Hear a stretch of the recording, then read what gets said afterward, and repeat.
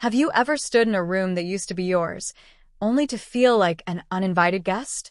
That was me, standing in the house I'd built, surrounded by laughter that no longer belonged to me.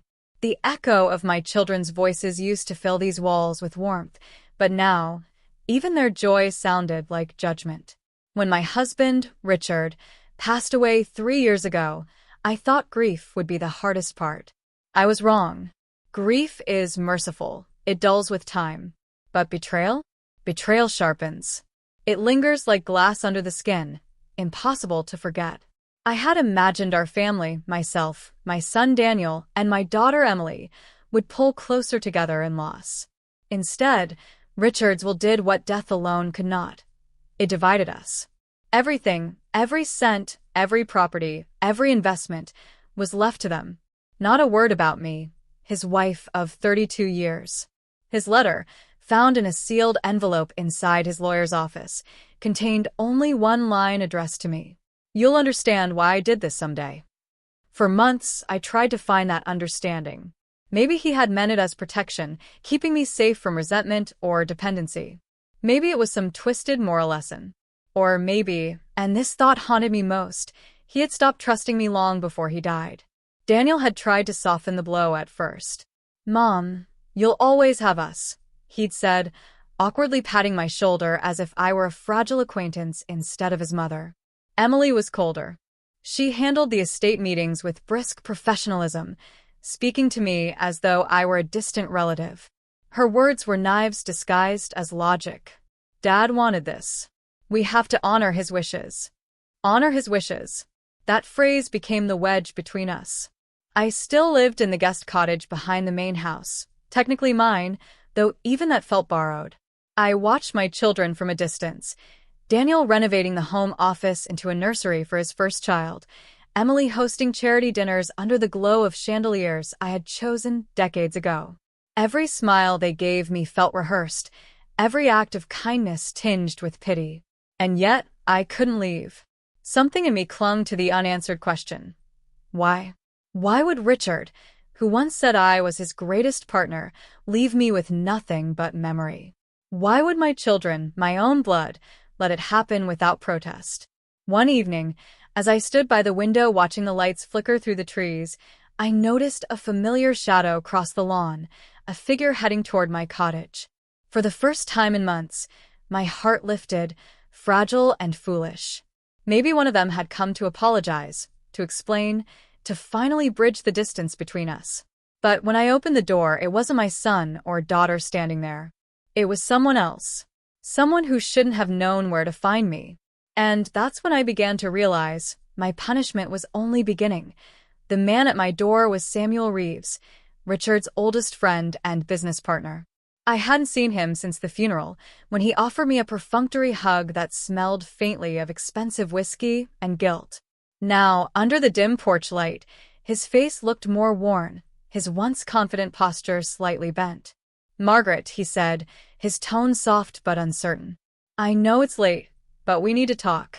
The last time someone said those words to me, I lost everything. Still, I stepped aside. "Come in," I replied, forcing my voice to steady. Samuel entered, glancing around the cottage as if expecting ghosts to linger in the corners. He didn't waste time with small talk. "I know what Richard did, and I know you don't understand why." A bitter laugh escaped me. "You're right about that. He left me nothing but confusion, and a letter that made less sense than his will." Samuel sighed and rubbed his temples. "It wasn't about money, Margaret. He thought he was protecting something." "Protecting what?" I snapped. "My humiliation? My children's greed?" He hesitated, eyes flicking toward the window where the glow from the main house shimmered faintly through the trees. "Your children don't know everything. And neither did you." His words hung in the air like static. I felt an old instinct stirring, the one that used to surface whenever Richard came home late or brushed off my questions with that practiced smile. I'd learned long ago that silence hides the sharpest truths. "Then tell me," I said quietly. Samuel looked at me with something that felt like pity. "Richard wasn't planning to cut you out, not originally. But he found something before he died, something that changed his mind. The room tilted slightly. Found what? Instead of answering, he reached into his coat pocket and placed a worn envelope on the table. My name was written across it in Richard's unmistakable handwriting. My chest tightened. He left more letters? This one wasn't meant to go through the lawyers, Samuel said. He asked me to deliver it if you started asking questions. I stared at the envelope, afraid to touch it. My fingers trembled against the table's edge. Every part of me screamed to tear it open, but another part, the wounded, wary part, wanted to throw it in the fire. You should read it, Samuel said softly. But not all truths are kind. He stood, adjusted his coat, and walked to the door. I'll be in touch, he murmured before stepping into the night. The door shut with a quiet click. For a long time, I just stood there, staring at that single envelope under the dim kitchen light. It looked small enough to ignore. But I knew, deep down, that whatever was inside would change everything again. And this time, there would be no misunderstanding left to hide behind. The letter sat untouched on my table for 3 days. I moved it from one place to another, desk to counter, counter to drawer, as if proximity might dull its power. Each night, I caught myself staring at it, tracing the familiar slant of Richard's handwriting through the envelope, wondering if his ghost waited for me to find the courage to open it. When I finally did, it wasn't courage that drove me. It was anger. I sliced the seal open with a kitchen knife, my hands shaking despite my resolve. Inside was a single sheet, written in the careful, deliberate tone Richard used when he wanted to control the outcome of a conversation. Margaret, it began, if you're reading this, then you've already started searching for reasons. I don't blame you. But you must understand that what I did wasn't meant to punish, it was meant to reveal. Reveal. The word clawed at me. Years ago, the letter continued, I discovered something that shattered the way I saw our family. I never confronted you, because I didn't want the truth to destroy what little peace we still had. But peace built on lies isn't peace at all. I left everything to Daniel and Emily not because I loved you less, but because they deserve to know who you truly are. My breath caught. My heart thudded painfully against my ribs. I read the next lines twice before the meaning settled in. Check the blue safe behind the painting in my study. You'll find the truth there. I folded the letter, my fingers stiff with disbelief. What truth could justify humiliation? What could possibly turn love into retribution? The answer had to be in that safe if it still existed. I hadn't stepped foot inside the main house since the will's reading. The thought of asking Daniel or Emily for access filled me with dread, yet something heavier than pride pushed me forward. That evening, when the lights in the main house dimmed, I crossed the lawn like a trespasser. My heart raced as I slipped the spare key into the door and stepped inside. The scent hit me first, sandalwood and something faintly metallic, the same air that clung to Richard's office when he spent long nights there. The painting still hung above the desk, the storm at sea his favorite. I lifted it carefully, revealing the faint outline of a small safe embedded in the wall. My pulse quickened. I tried the old combination, our wedding date. It clicked open. Inside were 2 items, a small USB drive and a thin folder labeled for Margaret. My reflection in the dark window looked like someone I didn't know, hollow-eyed, trembling, desperate. I took both items and closed the safe, the echo of the metal door snapping shut behind me like a warning. Whatever secrets Richard had left for me were no longer buried. And deep down, I feared that opening them would cost me what little family I had left. I waited until morning to open the folder. Night amplifies everything: fear, guilt, imagination, and I needed daylight to face whatever truth Richard thought I deserved. The folder contained several documents, some yellowed at the edges, others freshly printed. On top lay a faded photograph. Richard, younger, holding a newborn baby I didn't recognize. The woman beside him wasn't me. My stomach clenched. I turned the photo over. Scrawled on the back, in Richard's handwriting, were 5 words that shattered my breath. For Emily, our first daughter. My vision blurred. Emily, our first daughter. But Emily was my daughter. Mine and Richard's. Was this some cruel joke? A misunderstanding? I flipped through the rest of the papers, birth certificates, hospital forms, letters from a clinic. The pieces didn't align until I reached the final page, a paternity test dated a year before Richard's death. The results were clear. Emily wasn't biologically his. The floor seemed to tilt beneath me. I pressed my palms against the table, gasping. My mind reeled back decades, to a night I'd spent trying to forget. A fight with Richard. Too much wine. A stranger's comfort. A single mistake I had buried so deep, I almost believed it had never happened. Richard had known. He had known for years. The room spun with memory, the way he'd grown quiet around Emily, the faint tension in his smile when she called him Dad. The inheritance, the letter, the punishment, it all made brutal sense.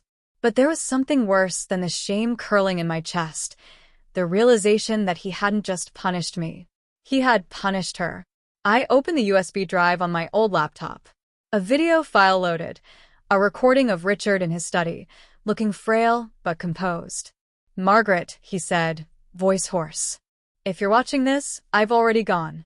I loved you. Despite everything, I loved you. But I couldn't take the truth to my grave. Emily deserves to know who she is, even if it costs her everything." He paused, his eyes glistening. "I didn't change my will out of vengeance. I wanted them to have what was rightfully theirs, to protect the life they were built upon, not the one you created from lies. You once told me love forgives all things. I tried to believe that. I truly did." The video ended with silence, so complete it felt like a verdict. I sat frozen, the glow of the laptop washing over me. The truth pulsed in my veins like poison, inescapable, corrosive, final. Outside, I heard footsteps approaching the cottage. Through the window, Daniel's figure appeared, then Emily's. My heart stopped. They knew. Samuel must have told them. Or maybe, like me, they had found their own letters, their own truths. I shut the laptop and braced myself as their shadows crossed my doorstep. Whatever came next wouldn't be about inheritance or betrayal anymore. It would be about reckoning.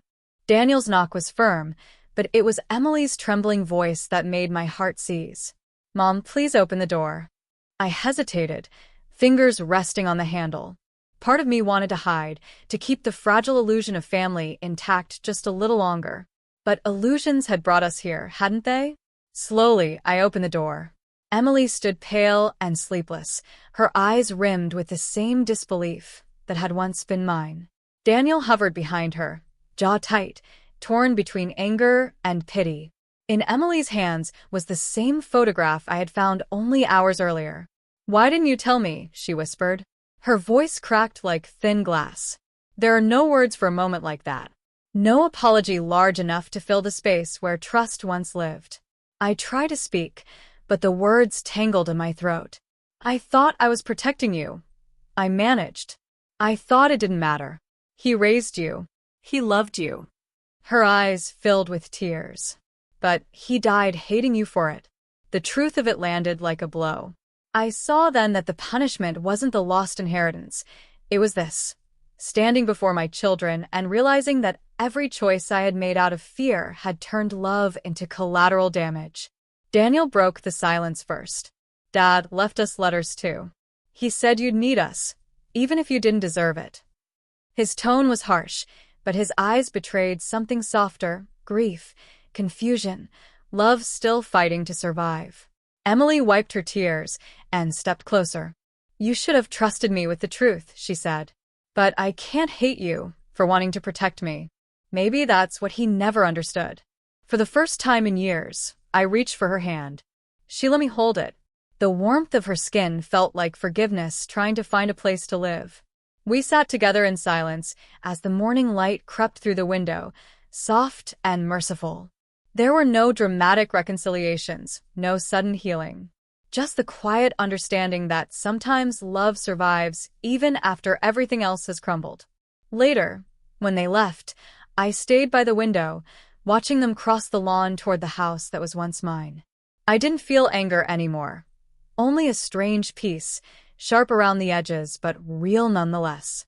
Richard had said I would understand someday. Now I did. His will had been less about money and more about truth, his final attempt to force honesty where there had been too much silence. He'd been right, in his own cruel way. The inheritance wasn't what they received. It was what I lost, the privilege of pretending the past didn't exist. And in that loss, I finally saw myself clearly. Sometimes, punishment isn't what's taken from you. It's what you're finally forced to face.